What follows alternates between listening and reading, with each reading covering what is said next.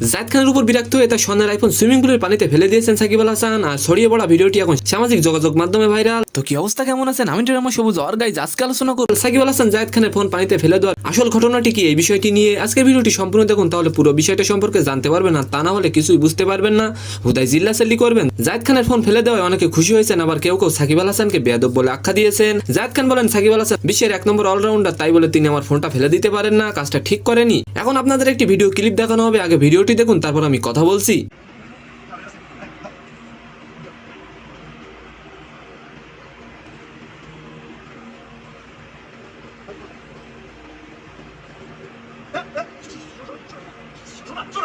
এখন আপনি ভিডিও দেখে কি বুঝলেন অবশ্যই সেটা কমেন্ট করে জানাবেন। আসলে আমাদের বাংলার কিছু হলুদ সাংবাদিকরা যা নিউজ করতেছে সেটা দেখে সবাই এটা সত্যি মনে করবে।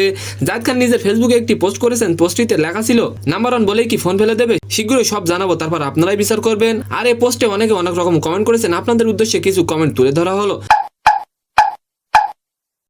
ভাইরাল হওয়া মাত্র 4 সেকেন্ডের এই ভিডিওটি দেখে ধারণা করা যায় এটি কোনো শুটিং স্পটের ঘটনা, তবে নেটিজেনরা ধারণা করছেন সামাজিক যোগাযোগ মাধ্যমে যে ঘটনা চলছে তাতে ধরে নেওয়াই যায় এটি একটি বিজ্ঞাপন। ভাইরাল হওয়া ভিডিওটিতে অনেকে আবার লিখেছেন জায়েদ খানের চেয়ে সাকিব আল হাসান অনেক ভালো অভিনয় করেছেন। তো সম্মানিত দর্শক, আজকের ভিডিওটি কেমন লাগলো অবশ্যই কমেন্ট বক্সে জানাবেন। আর ভিডিওটি যদি ভালো লাগে অবশ্যই একটি লাইক দিয়ে আমাদের চ্যানেলটিকে সাবস্ক্রাইব করে দিবেন। ধন্যবাদ।